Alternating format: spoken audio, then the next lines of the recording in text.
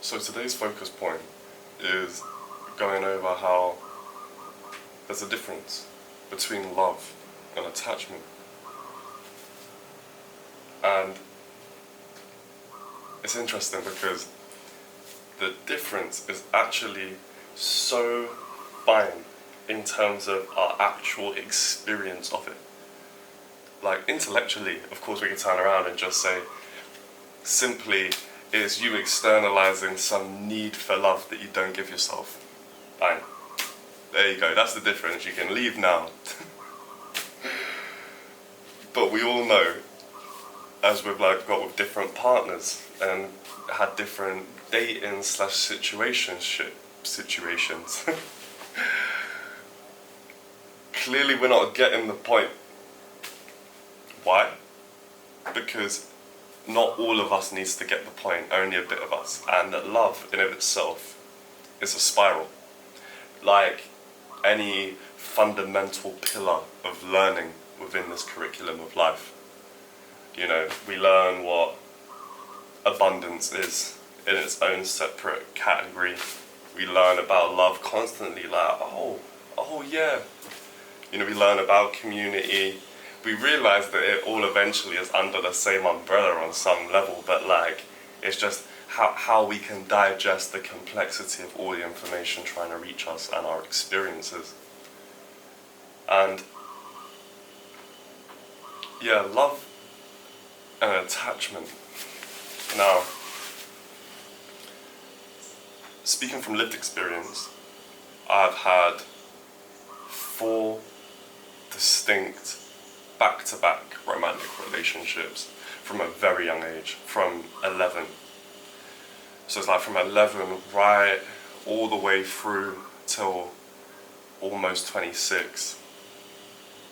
And that was with maybe like a few months, if I was lucky, in between them. Some of them there was like practically no time. So that meant that a lot of my understanding of my relations in regards to romance and love was usually romantic. That's how I understood love. Of course there was the platonic aspect, and I was raised in a single parent household, so from that my mum, whether of course she'd done it intentionally or not, taught me that like love is protection, love is responsibility, love is sacrificial. It also meant that it intertwined with what being a man meant as well. You know, it's not just from mum, but also like society and playing with action men and my body needing to look a certain way, because bear in mind, love and attachment isn't just the external manifestations of love, but also understanding like identity and self-image, self-love. And along the way, we pile up these bricks that create this building, this structure that basically we just couldn't imagine. It's like Jenga and someone turning around and going, let's pull the bottom 2. And you just, if you're operating from a place of attachment, you just can't believe that. That like is the most ridiculous tactic ever. And I raised a good point just then, because it's tactic. When you're in a space of attachment, you're plotting and scheming, that you have tactics in regards to how you hold love and how you let love reach you and how the love in yourself is witnessed. And you know the classics, like there's avoidant attachment style and anxious attachment, and the thing is, we all have a mixture of strategies, because that's fundamentally what it is. Strategies of how we navigate love and navigate the lack of safety that is inherently involved in that when we come in with programming that is based off of love not being around or accessible to us, it not being safe to be vulnerable and be ourselves. And these strategies, it's difficult because basically within these relationships we end up becoming manipulators and therefore abusers. But it's purely because we starve and misname and overlook parts of ourselves. So when someone outside of us that is also extending and reaching for love from us, we like burn or shoo away their hand because we can't even meet ourselves in that. So we don't actually end up seeing their act like a compliment or giving a gift or just generally just like presence or them saying that they didn't necessarily like something in that moment and they're trying to uphold boundaries. We don't see that as an act of love. We end up seeing that as a threat to our Jenga tower. And that is what I want to loop back around to, that then this person's strategy and idea of how to navigate love becomes a mirrored dynamic where they're suggesting to pull the bottom two tiles and you naturally overlook the fact that there's still one there. It can still hold the structure. And like we can go deep into the whole, but now it makes it unsteady, but now it does this, and like the whole point is that it's not about what's about to unfold after the act. It's about turning around and saying, this is the truth, this is what needs to happen. Right now it's the bottom two tiles. And being steady in that. And that is then the thing that allows love to maintain its true structure. And yeah, when it comes to attachment, it's based off of predictability. It's based off of saying that if I am this thing to you and to myself, then it must mean that I'm owed some form of outcomes, that people now must see me in a certain way. And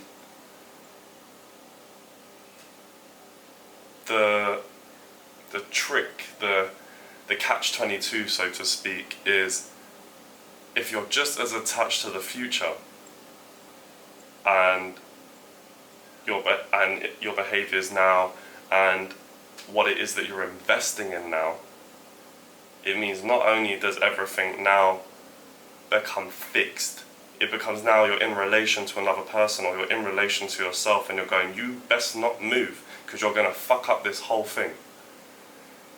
But it's because you're rooted in the past. So it means you're not actually here. Because now, in order to be attached to the future, it means that you're attached to the past. Because I don't know if you knew this, but you can't be in all three places. You can only be in two places at a time. And in reality, there's only one, what's the word I'm looking for? Order. Like there's no like, I'm in the past and the present. Or it's like I'm in the present and the future. There, it becomes more about you're either in the past and the future and just swapping between what way you're looking from. And the present, I know you're like, but Cam, I could be in the present and think about my future, and I'm like, see, but what's actually happening, if it's not rooted in a place of need, is you're actually bringing to life what is inside of you now. Like you actually, it's not that you're bringing the future into now, but maybe that's the best way I can explain it. Like that you're so here that you realize that you already are it, and you already have everything that you need to be what you are in this moment. Like you can do one action, and I know that you're more than well equipped. But of course, I can make a whole post on that in terms of like manifestation outcomes. So I'll leave that there.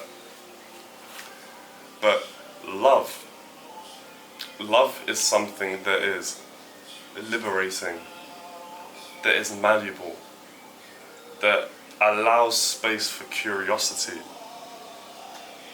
And that means that then we're in the unknown. So love threatens stability, but it's also grounded in truth. And that actually, when you're living in a space of truth and you feel that the people around you know your truth, that is when, on a soulful level, you feel steady. Because you're no longer trying to control the weather. You're no longer pulling your hair out thinking that you need to have every corner covered. It is as simple as you now get to live a life where you just need to put one foot in front of the other and have a look and see what you notice going on around you. And noticing isn't the same as projecting.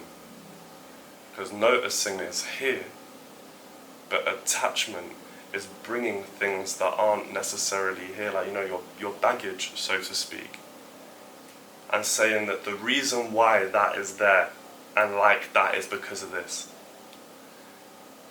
And the thing is, you get this feeling of, it's like this righteousness, rightfulness, that you're like, yeah, I've got it all figured out so we can all relax.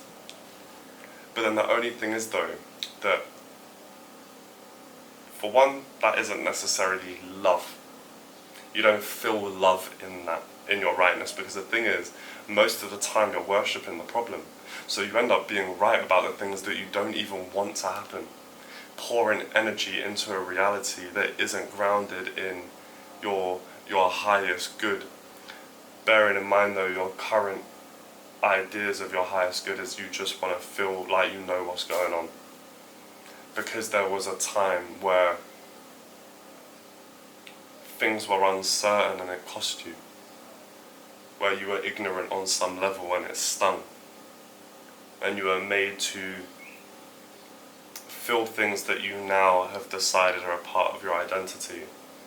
Like embarrassment, for example. And you turn around and go, embarrassment isn't a part of my identity. And I'm like, exactly, it's a part of something that you're saying you're definitely not. And I wonder what type of experiences that has led you not to do. Because I can tell you, even from my own experience, if you never want to be embarrassed because of that one time you fell over and everyone started laughing at you, or you shit yourself or something, I know that you now don't sing. I know that you now don't dance. And you might not be the first person to interact with people in a busy space. Or it might be that you're overly trying to make sure you're seen because you don't want to be categorized as the quiet one, the weird one. So these are the fascinating ways that we are holding on to identifications that are rooted in attachment. And sometimes us being the complete opposite of that is how we're attached. Same with if you have a poverty mindset and you're saying that people with money are inherently evil, they must have done something bad to be in that position. Or you naturally spin ideas that it's they look down on us. And that comes from a place of you basically victimizing yourself and not honoring the fact that there is a deep part of you that wants that. And rather than taking the responsibility of not knowing how you're going to get that through the means that you currently have, as well as is there a way to be able to do that and do it in a way that's humble, or not even necessarily humble, but just rooted in a way that doesn't squash people along the way, step on people's toes.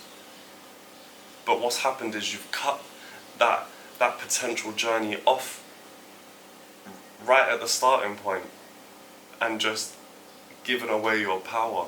And that is a way that attachment has manifest. But true love is understanding that abundance and love are the same thing. And that there are many ways that this life can unfold. And the thing is, you know that.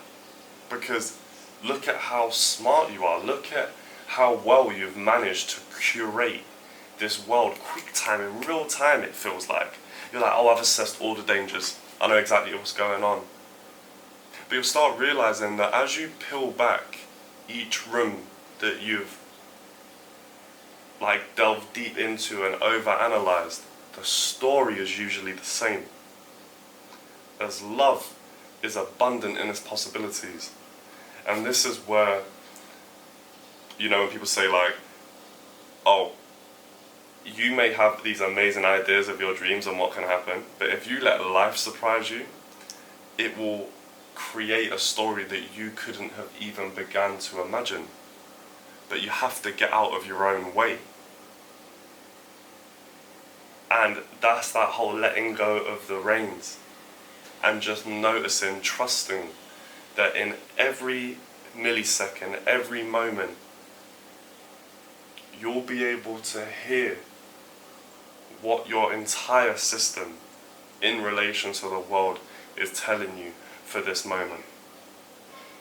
But that level of intuition can't come whilst you're clinging. It's like how some of the best experiences that I've had, like recently I had a like Kundalini activation session. And bear in mind, I've taken psychedelics before, and this was one of the few full-blown psychedelic experiences I've had, but dead sober. And there was a point where I got, you know, all of these electrical shocks going through my body, I'm crying, and I can see all these visuals, I'm getting all these downloads, and I'm feeling quite high from it. And I've extracted the lesson, and it starts tapering off. And my body, I go to want to like, no, tell me more, give me more.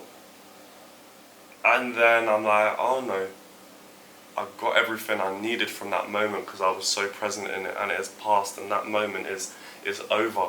That is now its own thing. It cannot be replicated.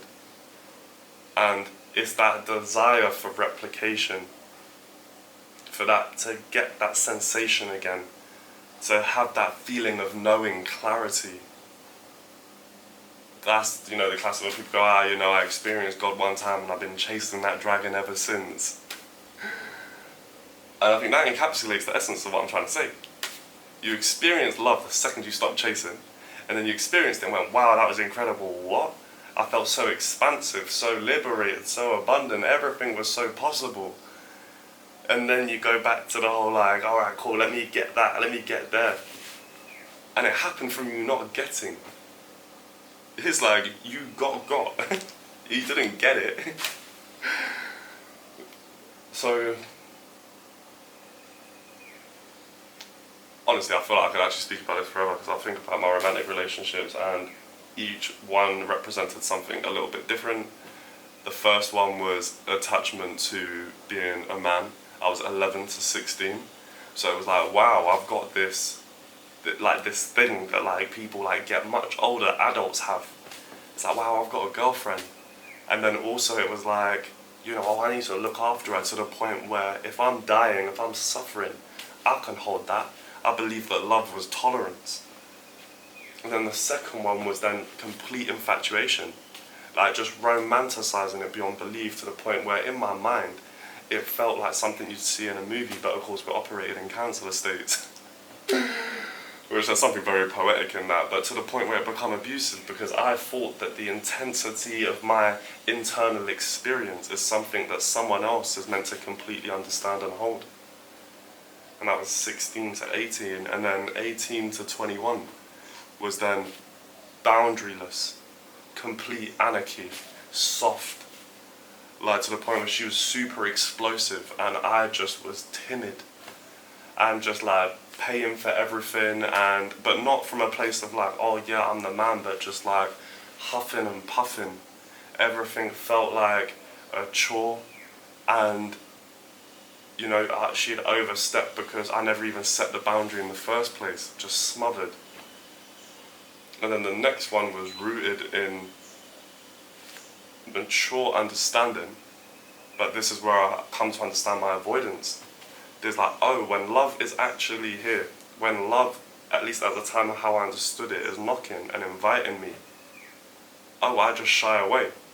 Like I started setting boundaries but those boundaries were rooted in the fact that don't get too close to me because you might actually see me for who I am. Not saying that there was something inherently wrong with me, but I hadn't come to terms with the part of me that like I hadn't let the love in yet. So just someone getting close to me instantly felt like danger. And then after that, then I arrived to the camera sitting before you that understands that just gotta love me in my entirety. And that there's messy bits, there's wise bits, there's absolutely silly bits. But I love myself in motion. Those bits that I love now and how I currently understand them will change, and I hope that they do. Because I found here through change. And change is actually a friend. It was the clinging, the attaching, that led to holding on to things that expired and started doing more harm than good. And one good thing that I'll say about attachment, just when it isn't something that you're like, oh my god, I'm attaching, wait, is attachment allows you to get close enough to an experience that can bring out the aspects of yourself that you're not free. And that doesn't mean that I'm saying that love isn't challenging, but it can feel challenging and free, rather than in regards to attachment, we extend so then we can actually get closer to ourselves through another and through another experience. So they go hand in hand, and they're both portals or keys to deeper understanding of not only yourself, not only the people around you, but life in of itself. I love you.